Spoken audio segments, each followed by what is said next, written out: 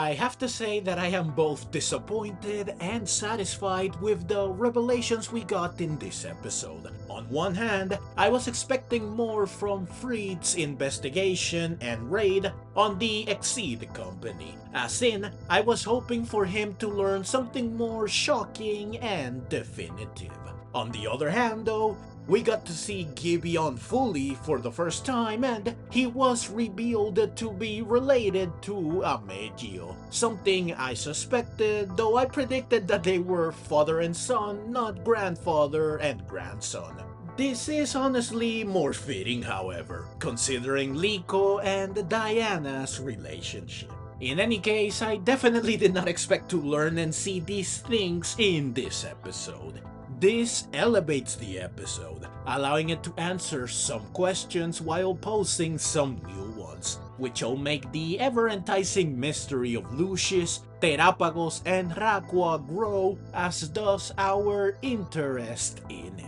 As for the other part of the episode, which features Liko and company running into Anne on the way back to the academy, well, we knew that it probably wouldn't contribute much to the episode. Certainly not in terms of story or character growth. And our suspicions were right. This side of the episode was funny and cute as we expected, and that's about it. Though Liko did realize a couple of noteworthy things that made her feel more confident and that allow her to look forward to the rest of her journey even more. We'll get into them in more detail later on. But first, what exactly happened in this episode? Let's recap. In this episode, Friede continues his personal research into Terapagos and Rakua. Orla, who is currently winning as the most liked supporting character in this series, soon tells him that airship repairs are proceeding smoothly. She is even thinking of making some upgrades. Captain Pikachu is delighted to hear this news. With his investigation hitting a dead end, Friede decides to head out to follow up on a potential lead that could allow him to learn something. Meanwhile, Liko and friends continue making their way to Naranja Academy. They soon run into Anne, who is doing the same. She reveals that she successfully completed her basics test, and she is surprised to see that both Watrel and Athena evolved. She also gets to meet Terapagos, who she calls cute, when they all sit down to rest and eat. Liko reveals to her the story behind Terapagos and what she hopes to accomplish for it. This amazes Anne, who says that Liko is more confident now and that she and Terapagos are a good match. These comments delight Liko. Soon Liko and Roy receive a call from Friede, who wonders if they also saw a pink fog when seeing visions of Lucius. They did, which confirms Friede's suspicions that the Grand Exceed company might have some answers. He speaks to the president of the company. Turns out that they know each other because Friede worked here prior to setting out with the Rising Bolt Tacklers. Friede asks about the Eternal Blessing, a project from right before he quit.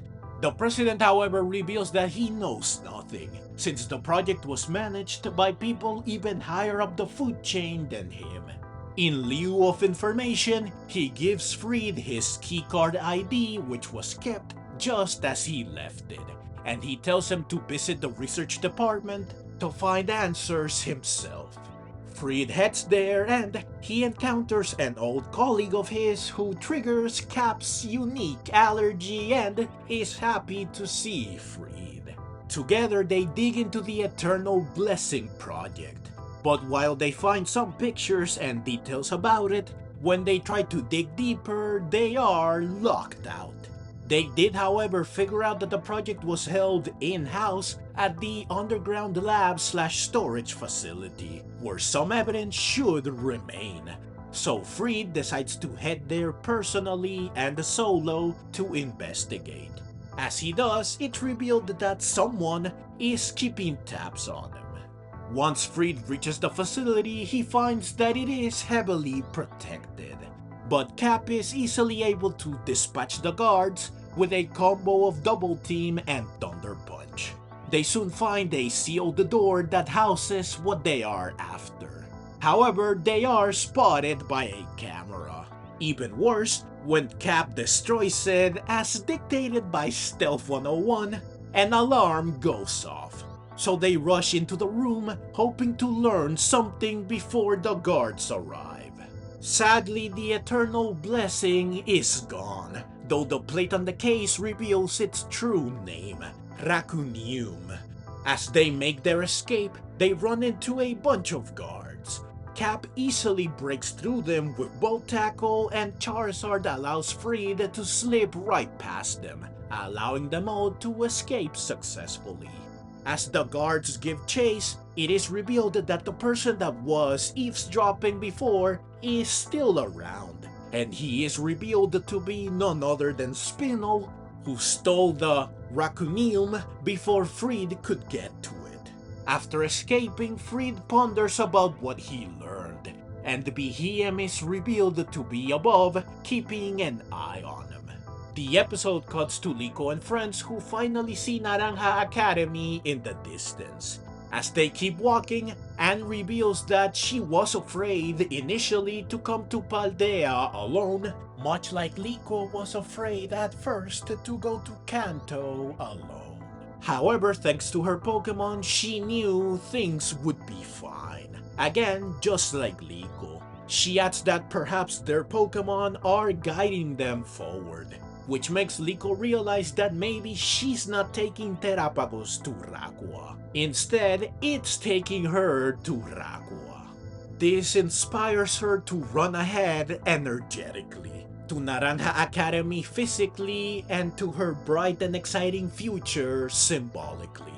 The episode then cuts to Explorer HQ, where Amethio meets with Gibeon, who says that they must have Rakunium to fulfill their ambitions, and he believes that Amethio can achieve this, which would make him a worthy successor of his blood.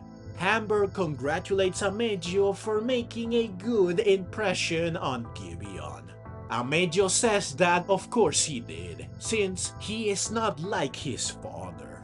The episode ends with Amethio receiving word from his henchman that Spinel is on the move, further proving that the explorers are not on good terms, and declaring that next time he will not fail again. Okay, so Rakunium, what is it? Well, obviously it's related to Rakua, and the Neum suggests it's some kind of element.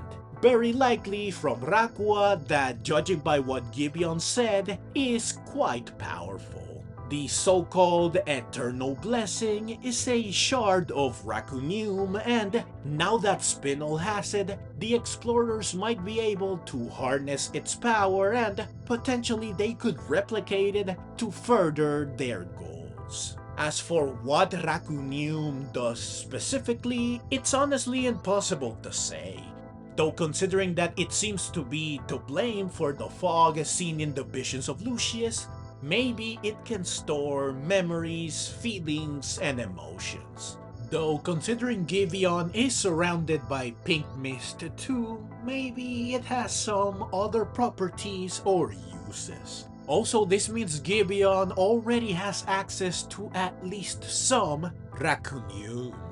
Since Terapagos meeting heroes is what triggers these visions, perhaps they, or rather Terapagos, can generate Rakunium, which could be part of its unique powers. It's likely that it got them from being born in Rakua and growing up there, where perhaps Rakunium is everywhere in high quantities, affecting life itself, which could explain why the heroes are bigger and stronger than normal. This would, however, contradict the games, since Terapagos came from Area 0, not Rakua, though maybe they are one and the same. Horizons just decided to give it a more exotic, proper name.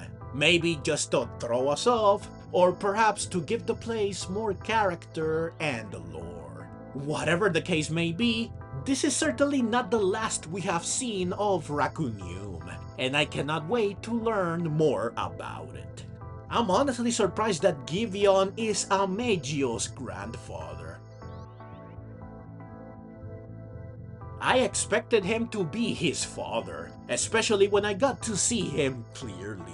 He doesn't seem to be that old, though I guess that maybe Amethio is younger than he looks. In any case, I love that we finally got confirmation of what their relationship is, and seeing Gibeon fully makes him feel more like a proper main villain.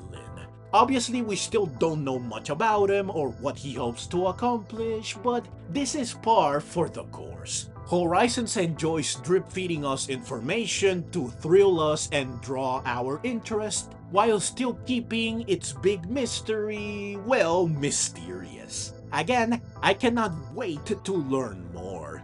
Who Amethio's father is and what he did to earn such a cold remark from his own son also intrigues me greatly.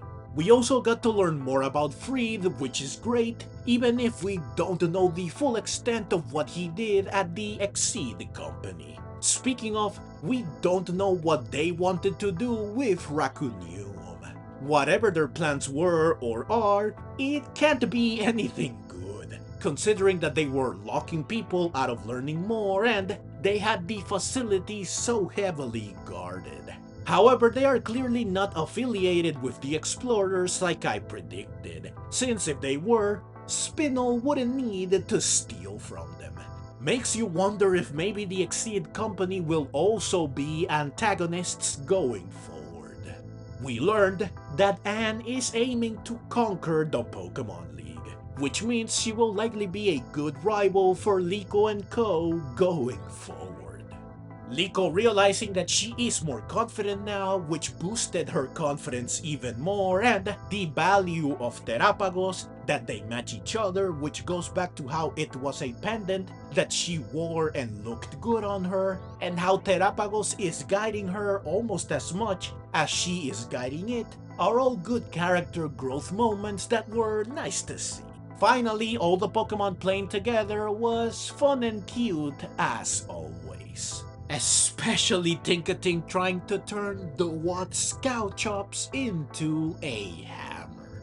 So yeah, overall this episode ended up revealing far more than I expected it to, which made it very interesting from start to finish. Learning more about Friede, Amethio, and Gibeon, and seeing Liko take some more steps forward are the cherries on top that made this episode an even bigger delight, ensuring that it is of great value both narratively and character-wise. Horizons' ever-engrossing mystery only gets better and better. I absolutely cannot wait to learn even more about it going forward. But that's the review and the video. Please let me know what you think of this episode in the comments below, and click on the links on screen now to see my reviews of the previous 3 episodes. I will see you over there. Thank you so very much for watching.